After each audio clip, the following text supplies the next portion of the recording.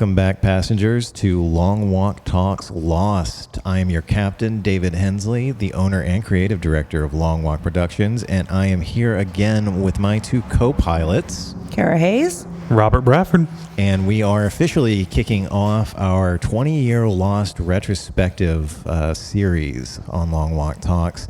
Today in this episode, we're going to be talking about the first 4 episodes of Lost, both parts of the pilot and then Tabula Rasa and Walkabout. Just overall thoughts on this little arc of episodes that we chose here, and we'll talk a little bit about why we chose them specifically. But just to start off with general thoughts, Cara, what were your feelings about this? honestly, looking back on it now, I think you had made the statement that, boy, this show was melodramatic. And I mean, that's true. And honestly, I don't know, had I never seen it, would I watch it now? I don't know. That first episode might have just made me go, ooh. Because it's a little cringy at times. It really is, and I think, like I said in the in our pilot episode, I got through the first 3 and I almost quit.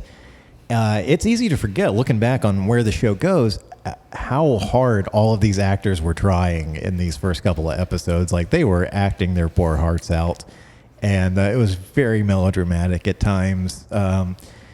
Well, let's remember this show came on around the same time as Grey's Anatomy, so this was just kind of that heightened era of like slightly more polished soap opera acting in your big network TV dramas.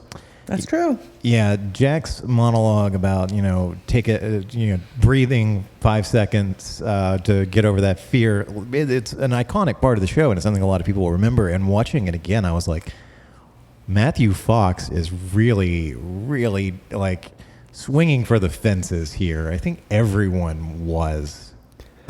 Katie and I will both say the same thing whenever we're watching a show and somebody's really just hamming it up. We're like, wow, they are acting so hard right now.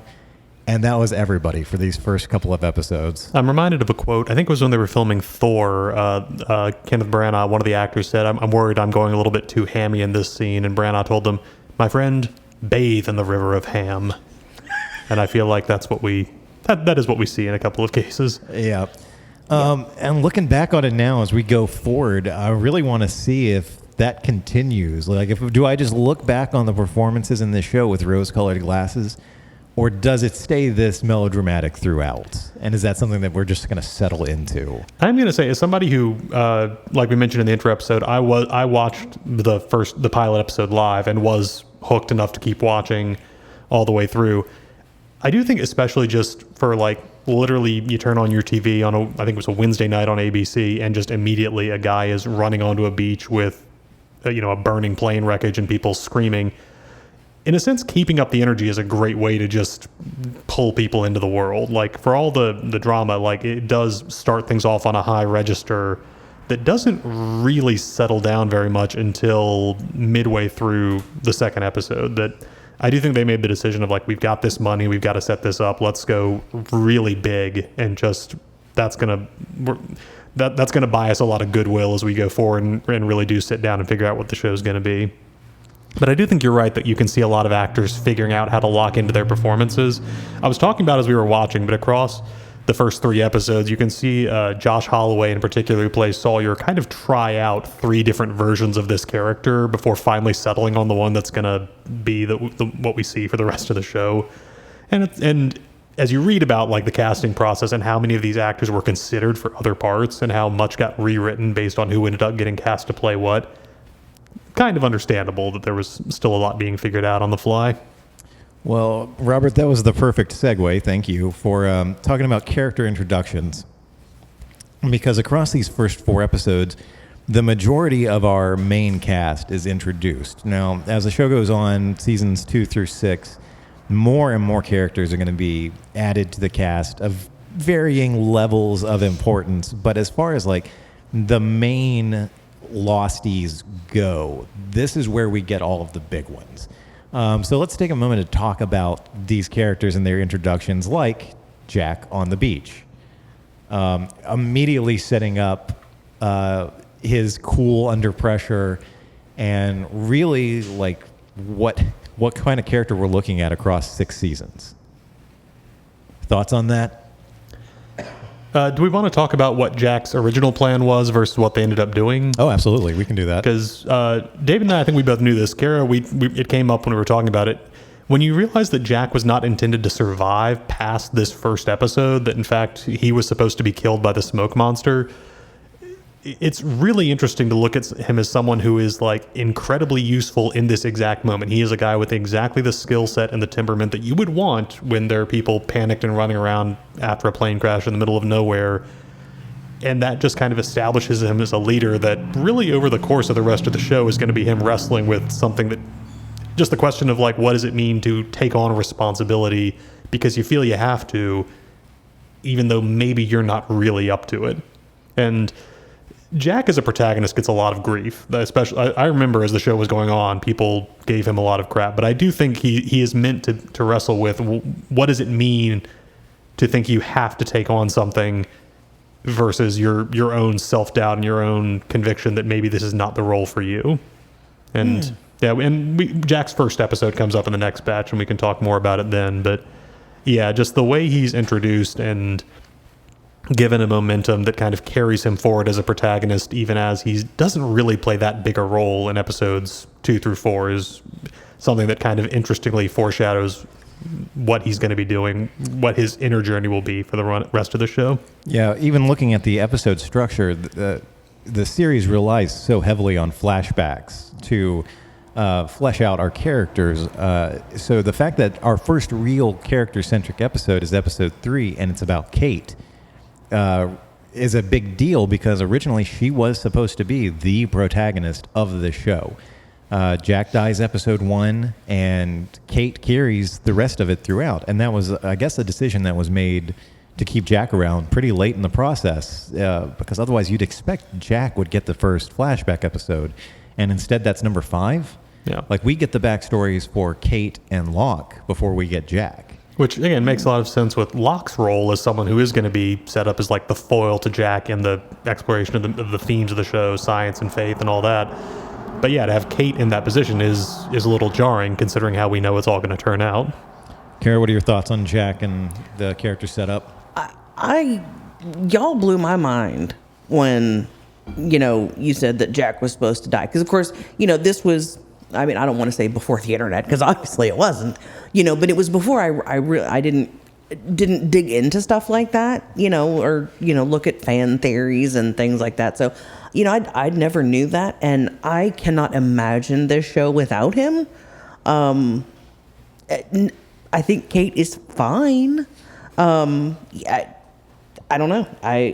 It would have been a very different show, I think, if Jack would have died. Oh, clearly, yeah. Especially because, as Robert pointed out, like from the get-go, Jack becomes the most important character on the show. He's the one out there giving orders and saving lives. He's got the expertise. Killing off the only doctor on the island would have been a huge change and a huge conflict for these characters.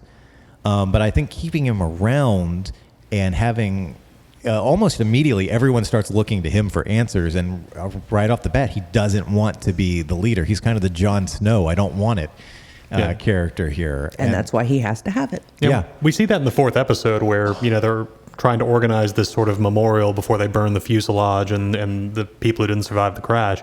And Claire and other people are coming to him like, hey, do you think we should do this? Do you think we should do that? And he's just sort of like, why are you asking me? This has nothing to do with my area of expertise.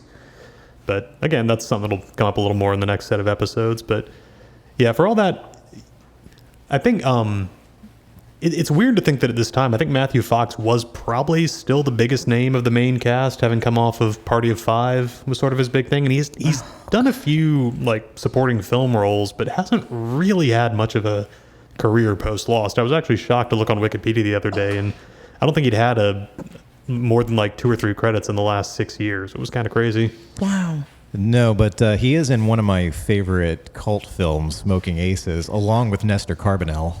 I thought you were going to say Bone Tomahawk. I also love the film Bone Tomahawk, but that is a fucking hard watch, listeners. Oh my gosh. If you're gotta watch this. Yeah, you do. It's gonna fuck you up. Great. Yeah. A prestigious cannibal holocaust, basically. Oh. Without the ethical baggage of how that film got made. Yeah. Okay. Let's shift gears over to Locke and his introduction, because it's fascinating to me. He's one of the first characters on screen. Yeah. As Jack is running around, helping people out, trying to get a guy out from under some wreckage, he calls for people, and I think you get like 2 extras who are just there in the background for the rest of the season, and Terry O'Quinn as John Locke helping move this wreckage off of this guy. That's the first time we see him. There's no grand introduction. It's not what we get later on in Walkabout, where you see him wiggling his toes when you don't know what that means yet. He's just a guy who runs up to help move this wreckage. It's as the next 4 episodes go on that he kind of gains importance. But really, until episode 4, he's just the really sort of creepy guy in the background, giving off like big child molester vibes. Yeah, like he's not doing anything overtly menacing, but it's just kind of weird. Like I think his first character beat is like, I think Kate's getting shoes off a dead body so she can walk through the jungle, and she looks over and sees Locke smiling with an orange peel in his mouth. Yes. And it's just like, okay. Her reaction is everyone's reaction. Like, who the fuck is this guy? Terry O'Quinn, he said that at the time of the pilot, they had not told him Locke's secret. He said, he's like, I kind of wish, because I might have played the moment a little bit differently when Locke first shows up on screen. But on the other hand, I would have played it differently. So that's probably why they didn't tell me, or because they hadn't decided yet. Yeah. Just general thoughts on John Locke in these couple of episodes. The twist is going to get its own discussion here in a few minutes. But just as we move through these characters and seeing them for the first time, thoughts on John? I think Terry O'Quinn is something of a secret weapon for the show in the first couple of seasons, because he has this ability to play ambiguity with purpose. So it's like, we don't know what he's thinking or why he's doing it, but he does it in a way that makes you think he's got to have some reason. He's got to know. And that's sort of exactly the performance this show needs to sustain itself across all the mysteries and question marks. And Terry O'Quinn is just really a fantastic actor. I had not seen any of his stuff before this, but having seen him as like a character actor in movies like, was it The Stepfather and The Rocketeer, and then just his work since then, that guy is just an amazing talent. Cara? I love John Locke. I have always loved John Locke. I said it when we were watching these episodes together, but and it's something it's going to come up just throughout the rest of this show as we find out more about the character and as more things happen to him. John Locke is one of the most tragic characters on television. Unbelievably so. It's just hard to. It's cringeworthy, but not for the reason that like Matthew Fox's initial acting is. It's really well done in that regard, and that God, you feel so bad for John Locke. It's sort of what happens to him. Sort of the twist is kind of. I don't remember who said it, but somebody once said like one of the biggest misconceptions about a religious worldview is the assumption that it's a good thing if God notices you. And in the sense of Locke, it's that something miraculous and wonderful and life-changing happens to him, and that takes him out of a life that we see was very sad and miserable, even in his very first flashback, before we get into his whole crazy family drama. But just, it sets him on a path of belief that is going to take him to this incredibly low place. And the end of, without getting into stuff, the end of the journey of John Locke that starts on that beach is still one of the things that I just sit back and think about, and I'm just like, man, what a low place to end. Again, it's beautiful and it's poignant, but man, that's so hard to get to. Yeah, and I mean, I think it's okay to talk about, like, from looking forward in this character's progression, John Locke, the character that is established, isn't technically in the last 2 seasons of the show. No. John Locke's story ends at the end of season 4. It ends in that room where he has given up all hope and is in complete despair, and he seems like he gets a reprieve and then dies anyway. Yeah, killed by Ben Linus. Is that right? It's Ben who kills him, yes, right? And he apologizes at his funeral, which is a nice bit of eulogizing. Yep, because the last 2 seasons, it's technically the Man in Black, the smoke monster, impersonating Locke, leading to the nickname Flock.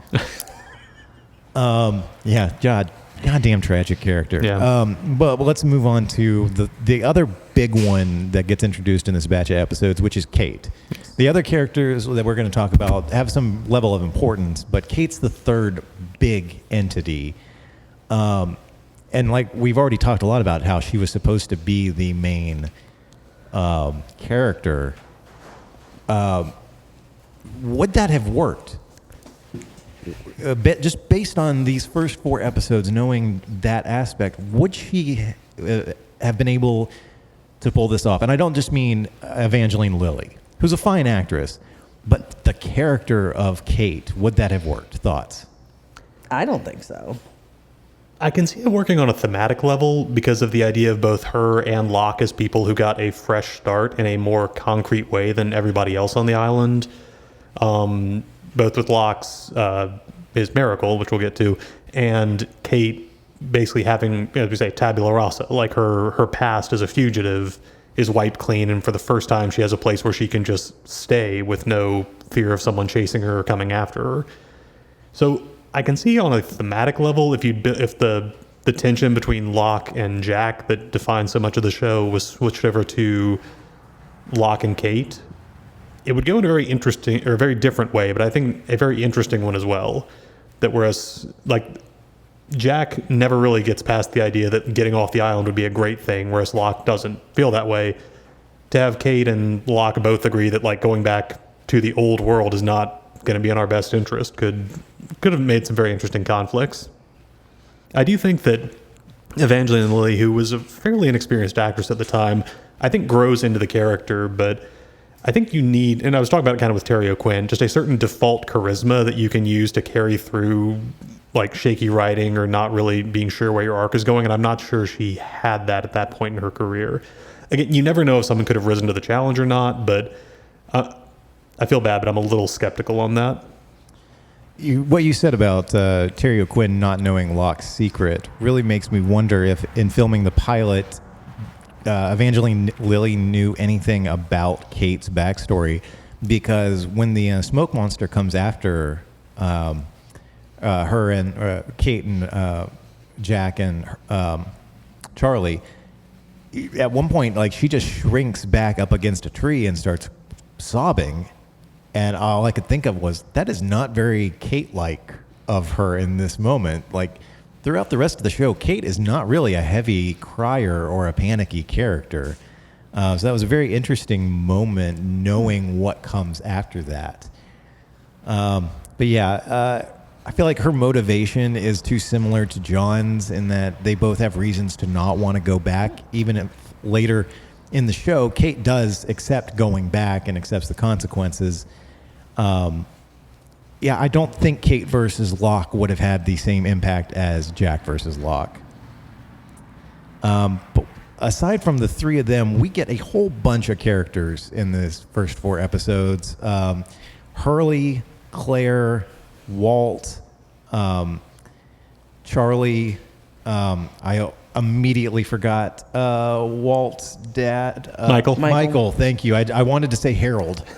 Like me and Harold Perrineau are on a first name basis. We've just known each other that long. Michael, Jin and Son, just like Rose, who ends up like on the list of characters who make it to the grand finale. You wouldn't put Rose up there based on these first couple episodes, but no, Rose is a real one. She's there all the way up to the very last episode.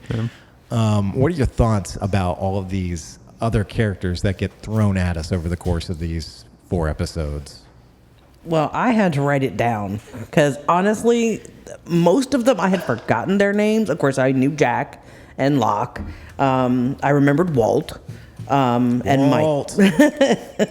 But just so many of them I had forgotten. Remember Boone and Shannon? No, and I still hate them. I didn't remember them. And no, I was like, I don't. To the point where I left them off of the list that I... Yeah, I was like, I feel like I'm missing somebody. It wasn't until you said that I went, oh yeah, Boone and Shannon are there too. It's hard not to rewatch and see like little signs over their head saying, don't worry about them too much. Yeah, hate her so much. No, but I had to write them down because I just didn't remember a lot of them. And I feel bad. But, of course I knew Hurley and I don't know. Yeah. So it was, there were a lot of people thrown at you. I do think it's a great economy of writing with everything that is going on with the plane crash. But one of the great ways to define characters is to throw them into an emergency situation and see how people respond. So just, to have Shannon just basically standing around screaming aimlessly and in a blind panic, to have Boone trying to give CPR to someone but screwing up, to have Charlie just kind of stumbling around in a haze, not reacting as debris lands around him. And to have Hurley be someone who's not necessarily quick on his feet, but when Jack tells him, like, do something, help Claire, he immediately jumps in and tries. Just it is across, even before you get to part 2 of the pilot, there is a lot of very economic and efficient establishment of, like, okay, here's what you need to know about this person or that person really quickly.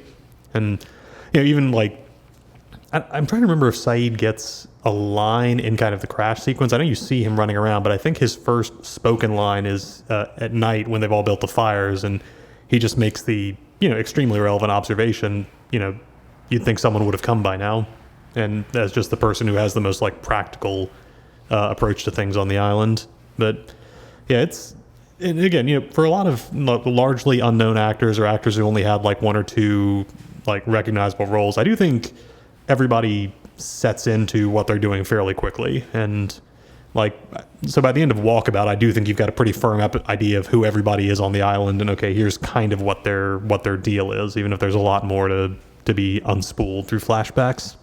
Well, we'd be remiss if we didn't bring up Sawyer and his haircut. Between Which one?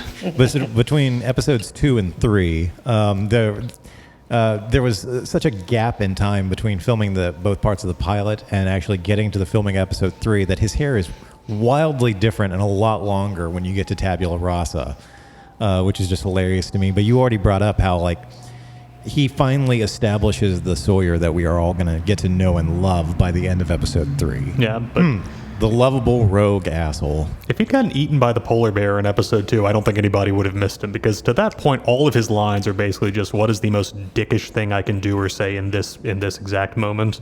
And it's not like that's going to change either. But they find a way, like in his conversation with Jack, where they're both in the plane, and Sawyer's being kind of a tool, but he does make the point. He's like, how many pills you got? How many of them are going to use to save this guy who's probably going to die anyway? And it's like, it's a hard point, but it's a good one. Yeah. Mm-hmm. Any other characters introduced that you feel are noteworthy enough to talk about? I just love seeing beloved character actor Greg Grunberg as the pilot in a really wonderful one-scene appearance as a childhood best friend of J.J. Abrams. He sort of shows up in a lot of his projects as kind of a lucky charm, and so yeah, he's only know that. he's only in one scene, but before he gets yanked out of the cockpit. But he will always be Matt Parkman on Heroes to me. Oh God, I love it. See, I loved that show for a minute until it we all sucked. did. Yeah. One of the best first seasons of television, followed by 3 of the worst seasons of television. I will say, well, you want to talk about like a show that couldn't deliver what it built up on, because Heroes seems like it's building to, okay, 2 characters who have all the power in the world, Peter and Siler, and when they actually meet, well, this is a network show. We can't have these guys like tearing down buildings or like shooting fireballs at each other, so I don't know, have them punch. Yeah. Which, again, give credit to Lost for being a lot savvier about what they could do with the TV budget. Like, Witness the Polar Bear, where clearly they had some kind of dummy, because you get like some vague shots of fur, but they were very clearly like, okay, this does not look good enough, so we're going to see like a blur running at the forest towards Sawyer, and then some shots past with the fur kind of out of focus. Oh, you can find it now. The pilot was clearly not.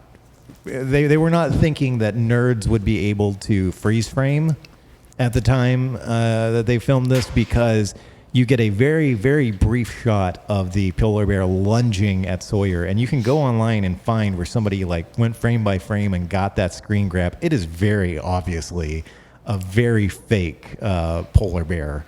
It almost looks like somebody got a bearskin rug and painted it white and just tossed it at Josh Holloway. It's hilarious.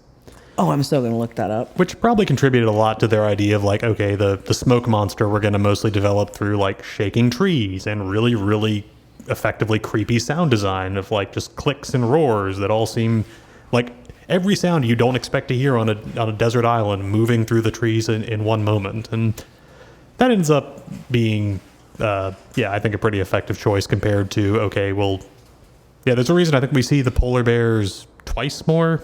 I know we see it one more time in season. Well, it's a different bear, obviously, but in season 1, and then we get the cages that they used to live in later on. I'm trying to remember if we ever actually see the bears themselves. I don't think so, because by the time Jack and Kate and Sawyer spend like the first third of season 3 in the bear cages as ABC's way of saving money after all the money they had just spent on seasons 1 and 2 and all the money they were going to spend on the end of season 3,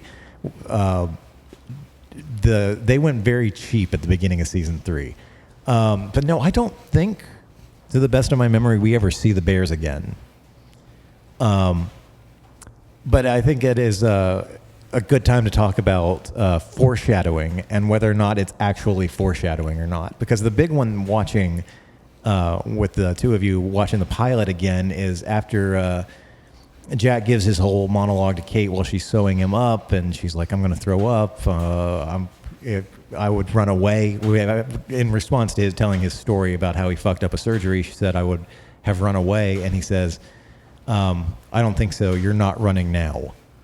Which at the time, like taken on face value, is just like a nice thing to say to somebody. But in the context of a character who's going to have an episode called Born to Run, it makes me wonder, okay, is that actual foreshadowing? Did they know at the point when they were writing this, or is that something they worked backwards to get? And I do agree with you that in terms of characterization, Kate's behavior in the final scenes of the first part of the pilot makes it seem like they didn't have her whole thing mapped out. But one thing I'm going to notice is when she comes out of that jungle and has that first conversation with Jack, she is rubbing at her wrists.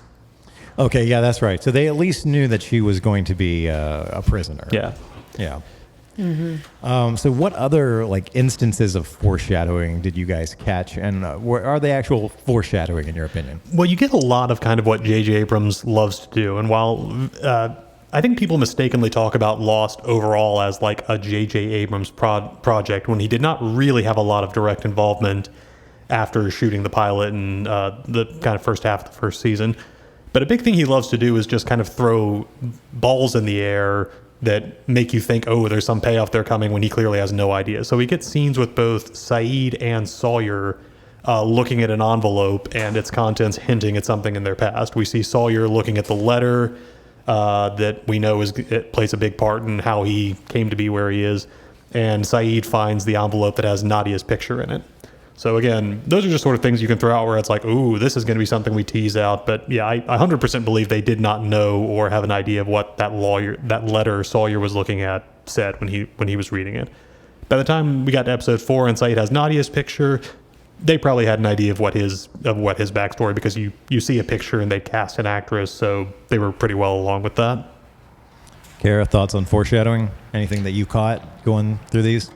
No, because I kind of feel like they didn't really know. Maybe sort of like I know we've talked about completely related but unrelated, the all the foreshadowing, or is it foreshadowing in the Dark Tower journey and all of the different books that we've read. And I don't know that there really was a whole lot of forethought. Because it's like, why should we think about it if we don't even really know if it's going to get off the ground? No, much like Damon Lindelof, Stephen King famously writes by the seat of his pants. So there's a lot of Stephen King comparisons to be had over the course of this show, and I think that's definitely one of them.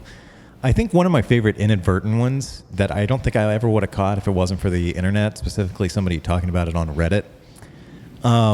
When Michael and Walt are talking about Vincent, and Walt's trying to get Michael to go and find him, Michael tells him, I'll go looking for him as soon as the rain stops. And then the rain immediately stops. So it's set up as like a fun little gag, like, oh, you didn't see that coming, did you, Michael? But somebody posited, is this really the first instance of Walt's psychic powers? And is that something that they would have even known at that point? Because it's a while yet in the first season before they establish that Walt has some sort of psychic abilities. I think we have another bit because I believe it's in part 2 with the pilot. He's reading the Spanish Justice League comic book where you've got Green Lantern and Flash, and they're facing a polar bear. And I believe we see that before, because there's that great little character bit where Michael asks him, so do you read Spanish? Which is a nice little establishment of how little connection they've had. And that's what we're thinking about. But then, oh my gosh, there's actually a polar bear on the island, with the implication being maybe, did Walt summon it? Is there some connection between that? Or is it just a cute little Easter egg? So. Well, it's I think it's in second season that they introduced the numbers, famously 4, 8, 15, 16, 23, 42. But we get a few instances of those popping up. Now, this one we know for sure is them reverse engineering this. Like when they were trying to get the numbers, Hurley's numbers, they went back, the writers went back and went through the first season. What were the most reoccurring numbers here? But the flight number is 815, 2 of the 6 numbers, and then the reward for Kate's capture is 23,000, I assume, U.S. So that's those seeds start getting laid throughout these first couple of episodes. But let's shift into let's go ahead and talk about the end of episode 4. Like I mentioned in our pilot episode, that's the thing that hooked me on this show, and probably a lot of people, the John Locke twist, and what really makes Locke into such a prominent figure on this show. Looking back on it now, and I said this when the three of us were watching it together, it's extremely obvious once you know the twist, that they all but spell it out for you right up until those final seconds where he turns around in that wheelchair. But it got me. I did not see it coming. Did either of you your first time? No. Not even a little bit. Nope. It should have. It should have. Which is the great way to look at a twist is just to be like, oh my gosh, this was so obvious. Mm-hmm.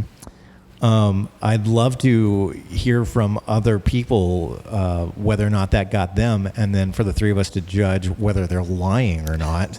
Because I'm willing to bet very few people saw this twist coming, and I think that's the brilliance of it, because you're given no reason to believe that John could have been paralyzed. But the episode does such a good job of setting that up that when you look back on it afterwards, you go, oh, for fuck's sake. Well, I think the best part is that so much of it just seems like the contrast between Locke as sort of the take charge hunter, the guy who, after Jack, now has the most useful store of knowledge on the island, which is how to obtain food. And then contrast that to this boring office drone, calls into phone sex hotlines, just has apparently done nothing or has no achievements in his life. That you don't really even seem to think, okay, how could he have had anything more of a contrast? How much further could it be? And just the explanation for why he's so determined to go out into the forest and do this and to prove that, he can do what people tell him he can't. And it also makes you realize just how big of a jerk his boss was at the office, because that line reading was like, so Locke, you go around the Australian outback on foot? And you're just like, that's the kind of stuff you call HR for in a real... At the same time, though, he's not wrong. Right. How exactly would that have worked for John Locke? You do appreciate how tactful the dude at the Walkabout office was being. Just like, look, it would be really tough, okay? We can't do this. And, that actor does a fantastic job of clearly someone who's just trying to do good customer service that is impossible when the other person just refuses to acknowledge what seems like an unavoidable truth. So most of customer service then. Oh yeah. Yeah. I don't think we've talked about it so far, but I think a big reason that scene works so well, and another great weapon of the show is the score, the music that is playing as we see Locke just shouting as the bus pulls away, and then we cut to him on the beach where all the sounds and the screaming are muted, and we just hear the strings swelling as he climbs back to his feet. And I feel so bad that I have failed to look up the exact pronunciation of his name, but Michael, is it Giacchino, who is now, an Academy Award-winning composer, has worked with, he did the score for The Incredibles, has worked on Star Wars projects. But the music he makes for this show, just they almost never fail when they rely on that music for the big moments. And Locke, I think, is especially one of the first ones where it just takes what's already a super powerful emotional scene and just plays the heart out of your chest. Cara, thoughts on the Locke twist, which itself is a pun?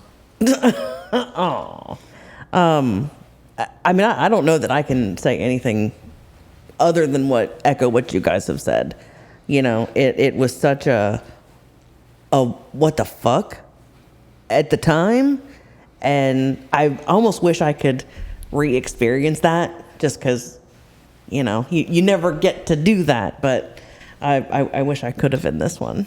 Yeah, because it was so just mind-blowing. It's also so defining because it makes you realize, okay, this is going to be, because you have Kate's focused episode and now Locke, and so you understand, okay, each episode is going to be a flashback detailing how this person got to be here, what they had before, and it really emphasizes this is how it can work. Because Kate's flashback is fine, it establishes her life on the run, it tells you a little something about her, but it's not, the more interesting stuff is still happening on the island.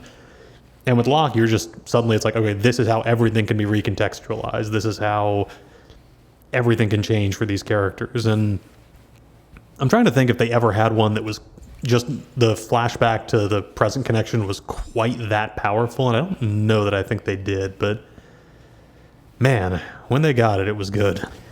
I just want to throw out here to bring it up once, and then we might talk about it as it goes forward. It's not on our list of discussion topics that we made, but since you brought up Michael Giacchino, famous lover of puns, the punniest composer of all time, I dare say, because he titles some of the themes on this show such things as The Island, E-Y-E-Land, Booneral, for Boone's funeral.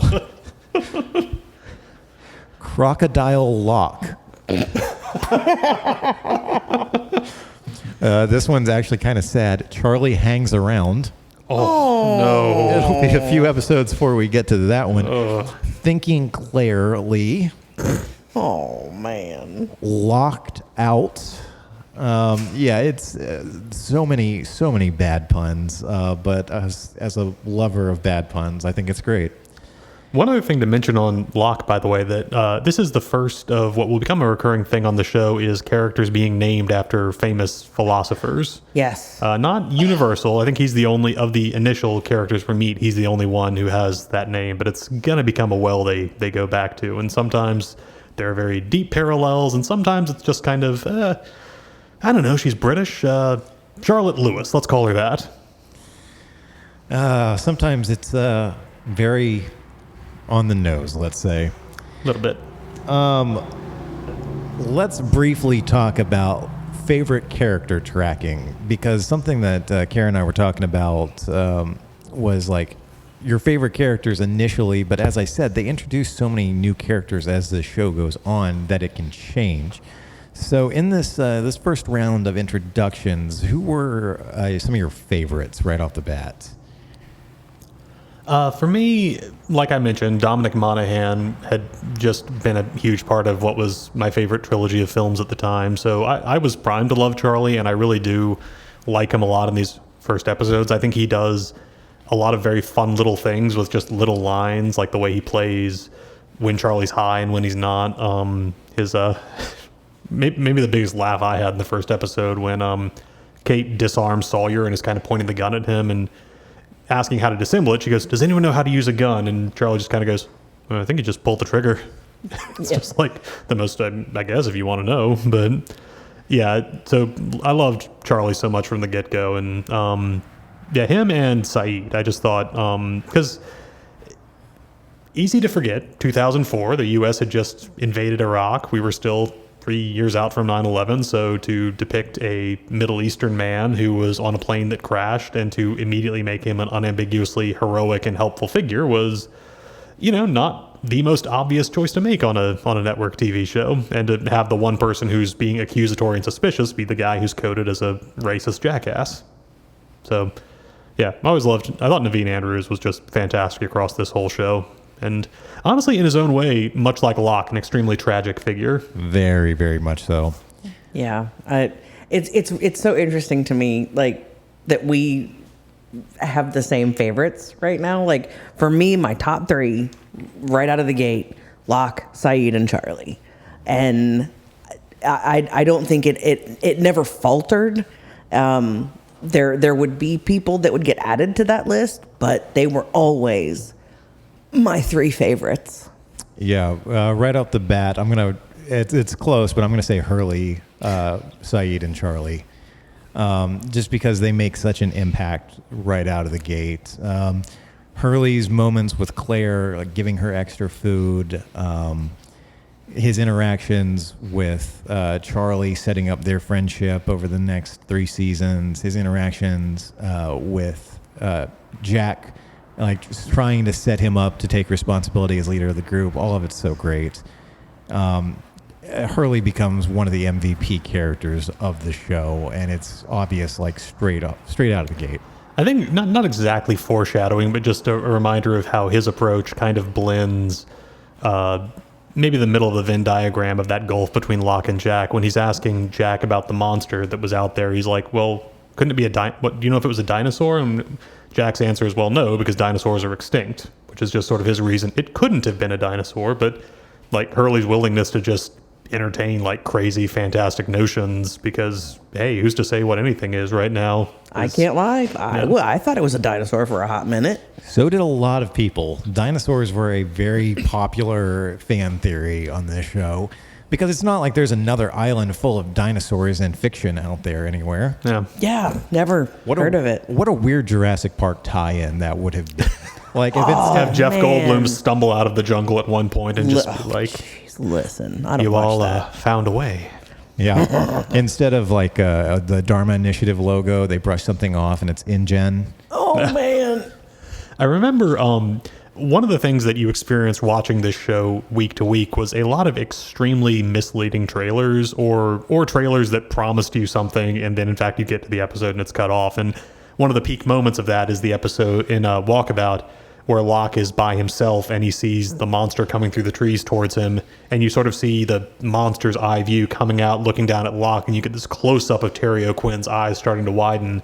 And the trailers all showed that, and you're just like, oh, we're going to see it. And of course we're not going to see it. They cut to commercial right after that, and the next time we see him, he's coming out of the jungle. But apparently his direction, I think, on that scene was, you're seeing something beautiful, was what he was told and how to play it. And just that again, another great moment of like near religious awe on his face of just Terry O'Quinn finding the perfect thing, even though there's no way he could have known what that was ultimately going to look like, or let alone what the smoke monster would end up being in the scheme of the show's mythology. Well, thank you, Robert, because that's another perfect segue into our next topic, which is the, no pun intended, lost art of watching television week to week. It's something that streaming really got away from for a while and that we've gradually moved back into. So now it's just kind of a toss-up of, are we going to get everything all at once or are we going to get it week to week? How do you guys feel about that? Like dumping every episode at once versus week to week? What are your thoughts? I mean, for me, being the oldest in this group, I never knew anything different until, streaming went to that. If I wanted to binge something, it was, okay, I have to go out and buy all the DVDs when they come out and then sit and watch them. I didn't know any different until then. And I'm torn because because of, who I am, I love being able to binge and just, get up, start watching a show and just watch until my eyes bleed. But then there's also something to be said for having that 7 days that you're just like, oh my God, I can't wait to find out what happens. And, I don't know. It's good and it's bad. I don't know. Yeah. Yeah, I think about it kind of in two ways, both on the sort of the production side, like as a fan, what kind of method of production do I think leads to the best sort of television? And then just as a viewer. And as a viewer, I'm pretty heavily on the side of I like there to be time between. I don't, because when something is released as like, okay, all 8 episodes are out, go, then you immediately hit this minefield where some people are literally just going to spend 12 hours the next day watching all of it. And then there are going to be some people who are going to watch it over the next couple of weeks. And that kind of imbalance in discussion, like especially online, you immediately have to be wary of like, okay, someone could immediately post like an image of the last scene of the season finale. And if you're not planning to watch that for another 4 weeks, then you're immediately shut off from a huge section of online discussion. Whereas with week to week, kind of the big moment I think about this was the TV show WandaVision, which had a lot of like big swerves and big twists, and everybody was immediately like, oh my gosh, they ended the episode with this, they revealed that. And that just, for me, is a more fun way to experience the week-to-week question. On the production side, no question, I like delayed release and more dragged-out production time when there's space for feedback and returning. And then just the fact that when you've got to produce 25 hours, you do subplots, you do quote-unquote filler episodes, you find moments of, like, for characters to just hang out. And so that's how you discover that Hurley and Charlie are best friends, or you discover that these two characters have unlikely chemistry but are going to work together. Like, you think about where some of the romances in the show end up going, and I don't think those would have happened if somebody had just started and been like, okay, here to here, 8 episodes, go. So, well, I think that's a big part of it. Is the fact that nowadays it's very small seasons. They might be hour, 2-hour episodes, but for all intents and purposes, you have to squeeze as much as you can, and you don't want to overload it. And I think we had that ability when you had the 25 episodes. You could dive into things and go, well, where's this going to go? And how does this work? And what's this look like? As somebody who's experienced Lost in both ways, I binged 5 seasons over the course of 3 months in 2009. First on ABC's website, then through DVDs, then through illegal downloads. I wish I had gotten into this show earlier, because watching season 6 week to week is an experience that I will never forget. Me and my group of friends that watched it, like the wait, the getting together beforehand at somebody's house or somebody's apartment to watch it live, and then standing around afterwards, like all of us on somebody's patio smoking cigarettes going, oh, what about this? And this is clearly like what they're setting up for. And we were always wrong. Our predictions were always wrong week to week during that last season. And I really wish I could have gotten to experience that earlier. So, yeah, I think there is a lot to be said about week to week releases, and I'm glad that we've seen that come back, especially like on Disney Plus.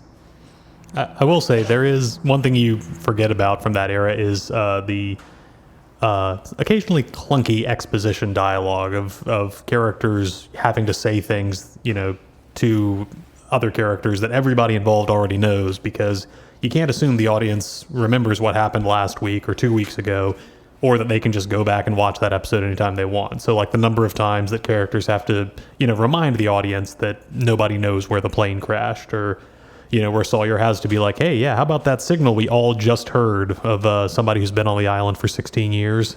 And I brought it up when we were watching. How many times did they mention that they were 1,000 miles off course before they crashed? A lot. Yeah. Did you guys hear that they were 1,000 miles off course before they crashed? 1,000? Because it turns out they were 1,000 miles off course before they crashed. Oh my God. And I will say I'm very sympathetic to the writers there, because in this day and age where you do have that binge capacity to go back and watch things, if Lost was released in like a single block, there would be people who are like, why aren't they being rescued? Obviously, they would have known where the plane was going. It wouldn't have been that... Like, shows where that is very clearly answered and addressed still have people go back and nitpick about it. So, yeah, it was kind of a no-win scenario, but it's a flavor of dialogue you don't really hear so much in the binge era, or even in the area where something like House of the Dragon that is week to week, but they still can reasonably assume, okay, you could have gone back and watched last week's episode again, so we'll have a recap and then just move on. Mm-hmm. Yeah, we never really got the recaps like we do now. No. So kind of the last thing that big discussion that I want to talk about is something that we're going to revisit probably every few episodes, probably not week to week, but every couple of episodes is the Were They All Dead watch. That's a segment that I want to do because if you talk to people nowadays, especially people who didn't watch the entire show, like we talked about in the pilot episode, there were some people who watched week to week diligently, who rewatched episodes, who talked about it with their friends, and then there were people who would casually watch it, and for the most part, those are the people who were really let down by the ending. Those are mostly the same people who, if you bring up Lost, are invariably going to say, oh, well, they were dead the whole time. Oh, that show? Yeah, they were dead the whole time. No, they fucking weren't. It's one of my biggest pet peeves about this show is the people are like, oh, yeah, they were dead the whole time. It's the everybody knows misconception. Right. They were not. Yeah. So something that I want to talk about every few episodes is what was fueling these fan theories, even to the point now that people are still saying this. What kind of evidence do you guys see that could support this they were dead the whole time theory?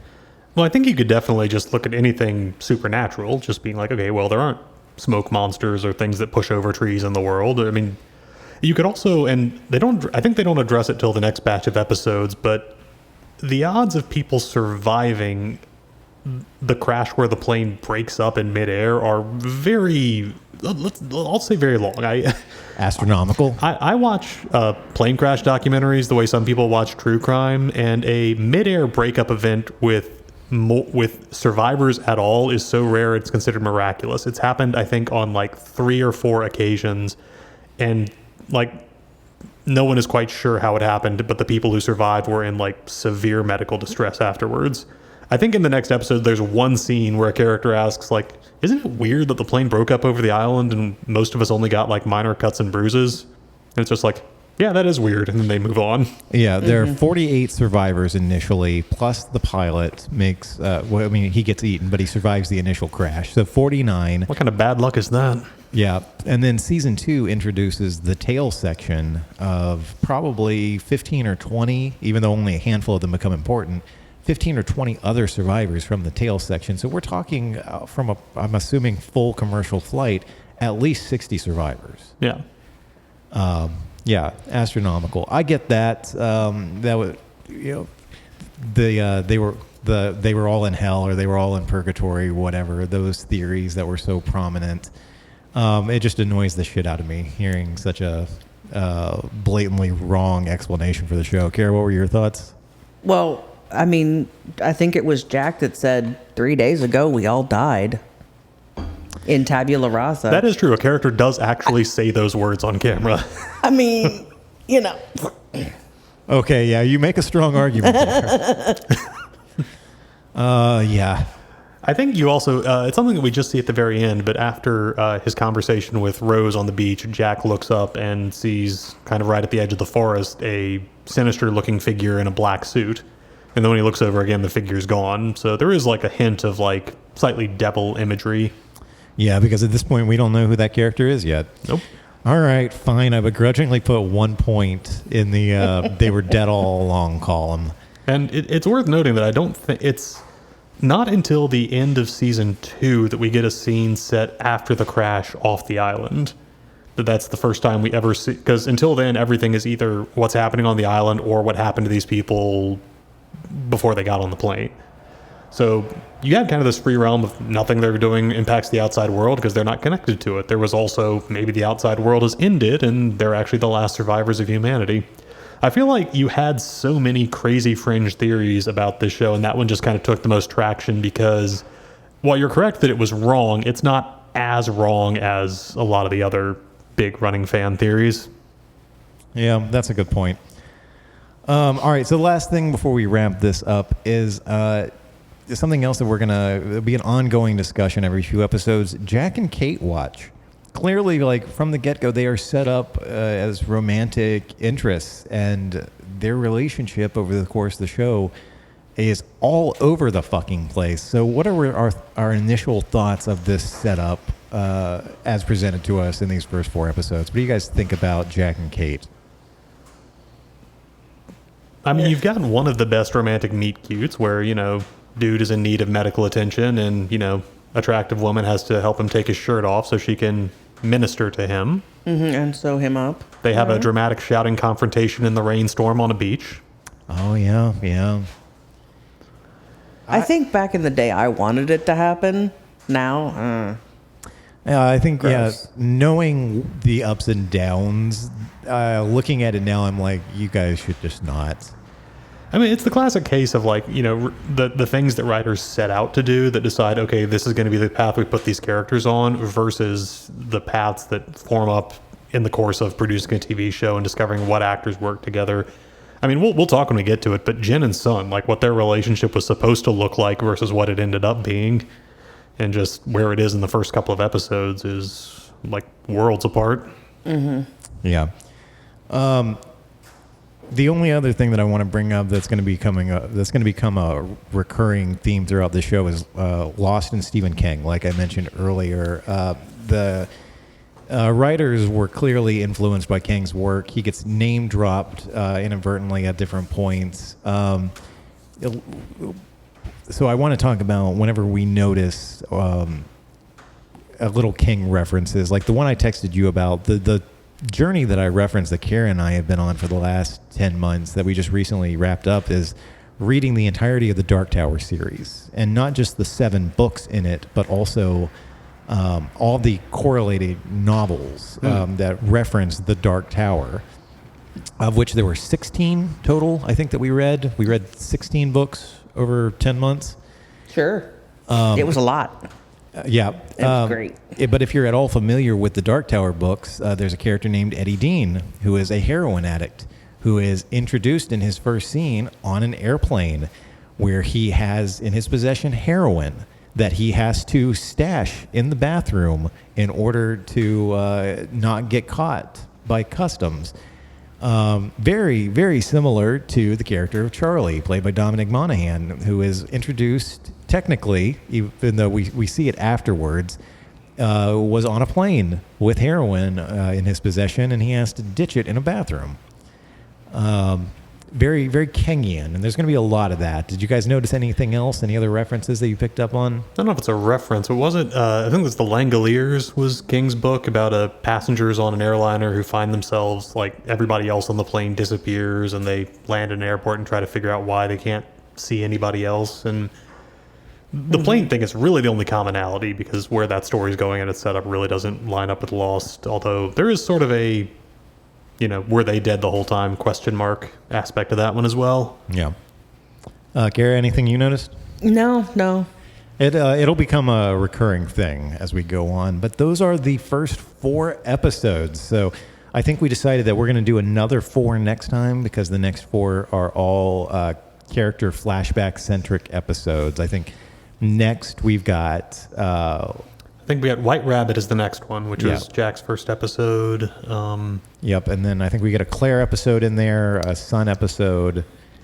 And then don't we get a second Kate episode? So the first character, I remember this, the first character to get a second flashback is Jack. So I think what we've got next, actually that'd be a fun thing without any of us looking, is if we can remember what the next set of episodes are. I want to say off the top of my head, it's Jack, then Sawyer, Jack, then Sun, then Saeed, then Sawyer, then Saeed. Because I remember it mainly in terms of like Saeed's episode follows Sawyer's, follows Jen's, follows Sun's, follows Jack's. Because I'm like, when do they discover the caves? When does Sawyer leave? When do we meet? I forget his name, but that evil Canadian. Ethan. Ethan. There we go. Ethan Rom, a.k.a. Other Man, a.k.a. Tom Cruise's cousin. Kara's face. Because Cara, I don't think you were aware of that connection. Yeah, actor William Mapother uses the family name. Thomas Cruise Mapother just goes by his first and middle name. Mm-hmm. But yeah. Just dropping all kinds of revelations on you. Yeah, so I did look it up. The next 4, White Rabbit, House of the Rising Sun, The Moth, and Confidence Man. Oh, The Moth. There it is. I know I was forgetting Charlie's. Yeah, so next episode, we're going to be talking about the flashback episodes for Jack, Sun, Charlie, and Sawyer. So you got those to look forward to. That will be coming out the Wednesday after the 25th. So that will be coming out on October 2nd. You guys have any final thoughts before we wrap up here? It's just good to be visiting the show again. Honestly, a lot of my favorite entertainment memories from this period, because I was in freshman year of high school when it started, are just thinking about this show, going back and watching an episode I had on VHS. Just really, really fun to go. Every batch I think we're going to do has at least one scene that I can't wait to go back and watch again.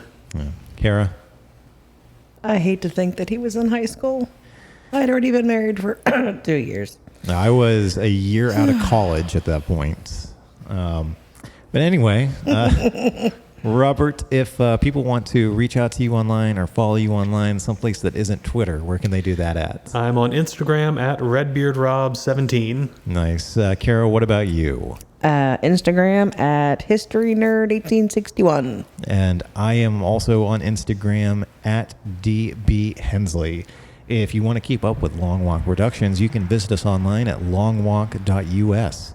To see more of our original work or hear past episodes that are no longer streaming, you can follow the YouTube links in the show notes. Thank you very much for listening, and if you enjoy this show or any of the shows on this network, please make sure to leave us a rating and a review on whatever platform you are listening on. Until next time, live together, die alone. Well,